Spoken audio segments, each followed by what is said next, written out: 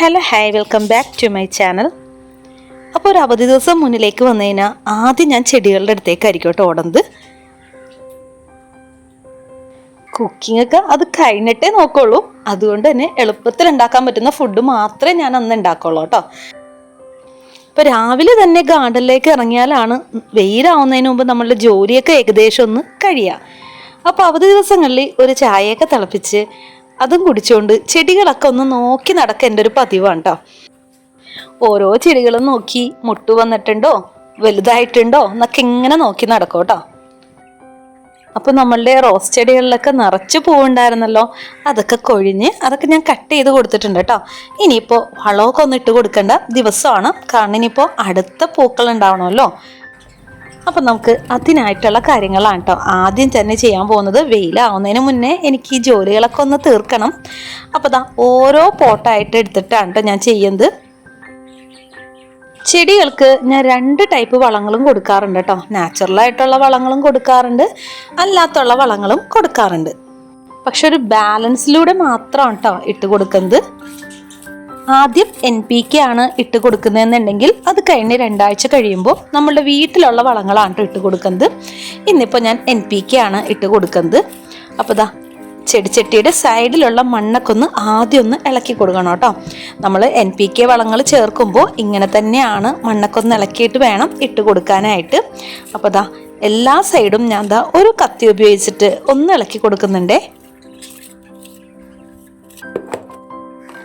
അപ്പോൾ ഇനിയിപ്പോൾ ഞാൻ വളം ചേർത്ത് കൊടുക്കാൻ പോവാം കേട്ടോ. അപ്പോൾ ഈ 3 വളങ്ങളും മിക്സ് ചെയ്തിട്ടാണ് ഞാൻ ചേർത്ത് കൊടുക്കുന്നത്. വൈറ്റും പിങ്കും പിന്നെ ഒരു ബ്ലാക്ക് കളറും. അപ്പോൾ ഇതെല്ലാം NPK വളങ്ങളാണ്. അപ്പോൾ അതുകൊണ്ട് തന്നെ വളരെ കുറച്ച് അളവ് മാത്രമേ ഞാൻ ചേർത്ത് കൊടുക്കുന്നുള്ളൂ കേട്ടോ. എല്ലാത്തിനും ഒരിത്തിരി മാത്രമേ ചേർത്ത് കൊടുക്കുന്നുള്ളൂ. അപ്പോൾ ഈ ഫസ്റ്റ് കാണിക്കുന്ന ഈ ഒരു പിങ്ക് നമുക്ക് പെട്ടെന്ന് ഫ്ലവറൊക്കെ ആവാൻ വേണ്ടി ചേർത്ത് കൊടുക്കുന്നതാണ് കേട്ടോ. ഇത് ശരിക്കും പറഞ്ഞു കഴിഞ്ഞാൽ വെള്ളത്തിൽ ലയിപ്പിച്ചാണ് നമ്മൾ ചേർത്ത് കൊടുക്കുന്നത്. ഇങ്ങനെ ചേർത്താലും കുഴപ്പമൊന്നുമില്ല. പിന്നെ കൂട്ടത്തിൽ വൈറ്റ് ചേർത്ത് കൊടുക്കുന്നുണ്ട്. ഈ വൈറ്റും ബ്ലാക്കും ഫാസ്റ്റായിട്ടുള്ളൊരു ഫ്ലവറിങ് നമുക്ക് തരില്ല, പക്ഷെ ചെടികളിലെ വളർച്ചയ്ക്കും അതേപോലെ തന്നെ മണ്ണിൻ്റെ കുറച്ചും കൂടിയൊക്കെ ഓർഗാനിക് കണ്ടന്റ് അടങ്ങിയതാണ് കേട്ടോ മറ്റ് 2 വളങ്ങളും. കുറച്ചും കൂടിയൊക്കെ സോയിലിനെ ഹെൽത്തി ആക്കാനും അതേപോലെ തന്നെ നമ്മളുടെ ലീഫൊക്കെ ഒന്ന് എനർജി ആയിട്ടിരിക്കാനും ഒക്കെ ഹെൽപ്പ് ചെയ്യുന്നുണ്ട്. അപ്പോൾ അതുകൊണ്ട് തന്നെ ഈ ഒരു 3 വളവും കൂടി മിക്സ് ചെയ്തിട്ടാണ് ഞാൻ ചേർത്ത് കൊടുക്കുന്നത്.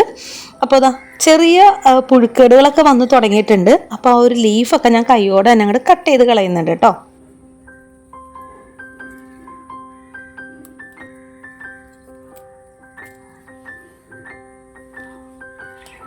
അതേപോലെ തന്നെ അടുത്തതും നമുക്ക് റെഡിയാക്കി എടുക്കാം. ഇതിലും ചെറുതായിട്ടൊക്കെ മഞ്ഞച്ചൊക്കെ വന്നിട്ടുണ്ട് കേട്ടോ.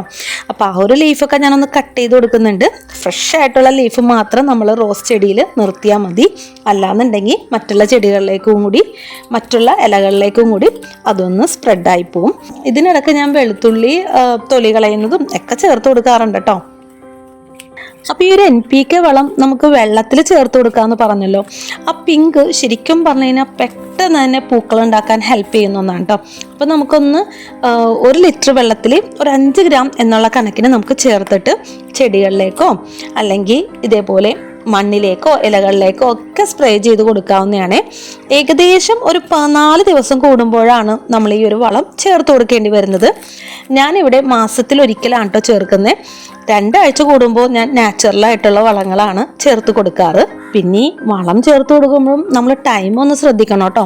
ഒന്നല്ലെങ്കിൽ രാവിലെ തന്നെ ചേർത്ത് കൊടുക്കുക, അല്ലാന്നുണ്ടെങ്കിൽ വൈകുന്നേരം വെയിലാറിയതിന് ശേഷം മാത്രം നമ്മൾ വളങ്ങൾ ചേർത്ത് കൊടുക്കുക കേട്ടോ. വളങ്ങൾ ചേർത്തതിന് ശേഷം ചെടി നന്നായിട്ട് തന്നെ നനച്ചു കൊടുക്കണം. ആ ഒരു പോട്ട് നിറയുന്ന പോലെ തന്നെ നമ്മൾ വെള്ളം ഒഴിച്ച് കൊടുക്കണം കേട്ടോ. പിന്നെ ചേർക്കുന്ന അളവിലും വ്യത്യാസമുണ്ട്. നമ്മൾ ഒരുപാട് ഇട്ട് കൊടുക്കരുത്. അങ്ങനെയാണെങ്കിൽ നമ്മുടെ ചെടി തന്നെ അങ്ങോട്ട് നശിച്ചു പോകും കേട്ടോ.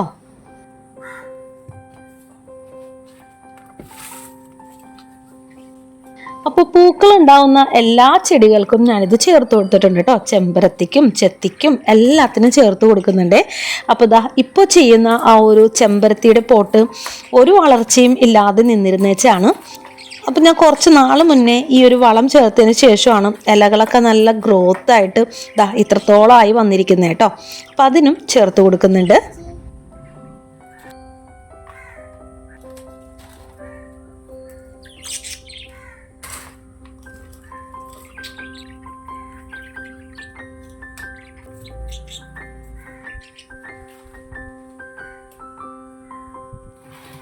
ചെടികൾക്ക് വളമൊക്കെ ഇട്ട് കൊടുത്തതിന് ശേഷം നമുക്കൊന്ന് നനച്ചു കൊടുക്കാം കേട്ടോ.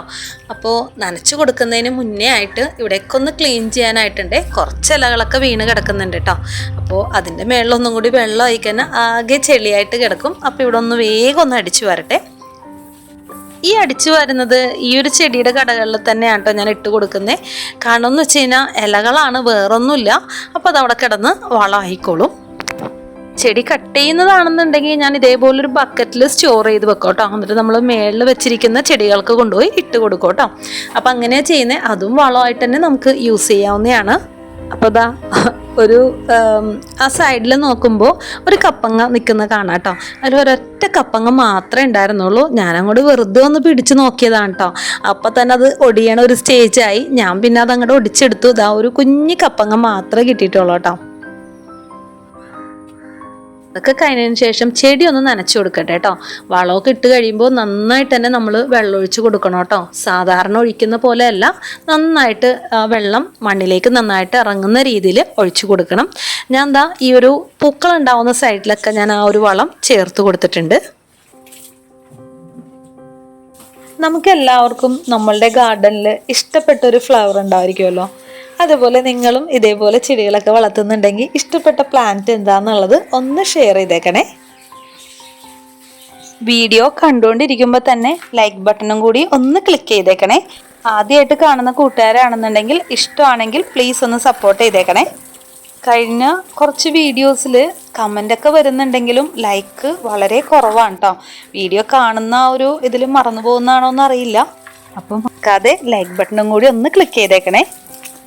ആഴ്ചയിൽ ഒരു ദിവസം നല്ല രീതിക്ക് തന്നെ ഞാൻ ചെടികൾ നനച്ചു കൊടുക്കും കേട്ടോ. ഈ മുൻവശത്ത് നിൽക്കുന്ന ചെടികൾ പ്രത്യേകിച്ച്, കാരണം ഏറ്റവും കൂടുതൽ വെയിൽ കിട്ടുന്ന ഈ ഒരു ഭാഗത്താണ് കേട്ടോ. അപ്പോൾ നന്നായിട്ട് ലീഫിലേക്കും കൂട്ടത്തിൽ നമ്മുടെ ലവ് ബേർഡ്സിനെയൊക്കെ ഒന്ന് കുളിപ്പിച്ചെടുക്കും കേട്ടോ. അപ്പോൾ മൊത്തത്തിലൊന്ന് നല്ല ഭംഗിയാണ് കാണാനായിട്ട്. വെള്ളമൊക്കെ ഒന്ന് ഒഴിച്ച് ഇലകളിലൊക്കെ വെള്ളമൊക്കെ ആയിട്ട് നിൽക്കുന്ന കാണുമ്പോൾ. ഇന്നിനിപ്പോൾ എന്തായാലും മേളിലും കൂടി നനച്ചിട്ട് ഞാൻ കിച്ചണിൽ കയറുന്നുള്ളൂ കേട്ടോ. അപ്പോൾ ഏറ്റവും മേളിലെത്തിയിട്ടുണ്ട്. ഇവിടെയും കൂടി ഒന്ന് നനക്കാനായിട്ടുണ്ട് കേട്ടോ. റോസ് മേളിൽ നിൽക്കുന്നത് നല്ല ഹെൽത്തി ആയിട്ടാണ് കേട്ടോ നിൽക്കുന്നത്. ഇങ്ങനെ പുഴുക്കയുടെ കാര്യങ്ങളോ ഒന്നുമില്ല. അപ്പം മേളിൽ നാടനായിട്ടുള്ള 2 റോസാണ് കേട്ടോ ഉള്ളത്. ഒന്നൊരു പിങ്കും പിന്നെ നമ്മളുടെ ഒരു നാടൻ വൈറ്റ് ഉണ്ടല്ലോ, ഒരു ദിവസം മാത്രം നിൽക്കുന്നത്, അതുമാണ് കേട്ടോ നിൽക്കുന്നത്. നമ്മളുടെ ഇതാ അപ്പുറത്ത് കിടക്കുന്ന സ്ഥലം കിടക്കുന്ന നോക്കി, അത് ഇങ്ങനെ ആക്കിയത് ഇതാ നിൽക്കുന്ന ഒരാളാണ് കേട്ടോ. ഇതേപോലെ കുളം പോലെ ആക്കിയിട്ടിട്ടുണ്ട്. ശരിക്കൊരു കാട് പോലെ കിടക്കുമായിരുന്നു കേട്ടോ അവിടെ. നമ്മുടെ ഇപ്പം മൊത്തത്തിൽ കുളമാക്കി വെച്ചിട്ടുണ്ട്. അതുകൊണ്ട് തന്നെ ഭയങ്കര സ്മെല്ലും ഒക്കെ കൂടുതലാണ് കേട്ടോ. പിന്നെ ഈ ഒരു പറമ്പിൽ തന്നെയാണ് ചില ചെടികൾ നമ്മൾ കട്ട് ചെയ്തിട്ട് അങ്ങോട്ട് കളയുന്നത് കേട്ടോ. അതേപോലെ ഇതാ ഫെന്നി വോർട്ട് എന്നൊരു പ്ലാന്റ് ഉണ്ടല്ലോ, അത് ചെറിയൊരു കട്ടിങ് കളഞ്ഞാട്ടോ അതവിടെ മൊത്തം സ്പ്രെഡ് ആയിട്ടുണ്ട് കേട്ടോ. വീഡിയോയിൽ എത്രത്തോളം കാണാൻ പറ്റുമെന്ന് അറിയില്ല. മേളിൽ നിൽക്കുന്ന ചെടികൾക്ക് കാര്യമായിട്ടൊന്നും വളം കൊടുക്കാറില്ലെങ്കിലും നല്ല രീതിക്ക് തന്നെ പൂക്കൾ തരാറുണ്ട് കേട്ടോ. ബോഗൺവില്ലാസ് ആണെങ്കിൽ പോലും പെട്ടെന്ന് തന്നെ പിടിക്കാറുണ്ട്. ഒന്നും അങ്ങനെ നശിച്ചു പോകാറില്ല കേട്ടോ. ജസ്റ്റ് ഒരു കൊമ്പ് കുത്തിയാൽ പോലും എല്ലാം പിടിച്ച് കിട്ടാറുണ്ട്. അപ്പോൾ അതാ നല്ലപോലെ ഫ്ലവറൊക്കെ ആയി വരുന്നുണ്ട് കേട്ടോ. ഇത് ബ്ലീഡിങ് ഹാർട്ടിൻ്റെ വൈറ്റ് ആണ് കേട്ടോ. പക്ഷേ എന്താണെന്നറിയില്ല, ഇത് മേളിൽ വെച്ച് കഴിഞ്ഞപ്പോൾ ഈ ഒരു പേർപ്പിൾ കളറായിട്ടാണ് കേട്ടോ വരുന്നത്. നിലത്തിറക്കി വെച്ചപ്പോൾ നല്ല വൈറ്റ് ആയിരുന്നേ. ഇനിയിപ്പോൾ വെയിൽ കൂടിയിട്ടാണോ എന്താണെന്നറിയില്ല. നമുക്കിനിപ്പോൾ എന്തായാലും ഇവിടെ നിന്ന് നനച്ചു കൊടുക്കാം കേട്ടോ. ഇതും കൂടി നനച്ചിട്ട് വേണം എനിക്ക് കിച്ചണിൽ കയറാനായിട്ട്. കാര്യമായിട്ട് ജോലിയൊന്നുമില്ല കേട്ടോ, അവധിയായതുകൊണ്ട് തന്നെ എളുപ്പത്തിലുള്ള എന്തെങ്കിലും തട്ടിക്കൂട്ടൊപ്പിക്കലൊക്കെ ആയിരിക്കും.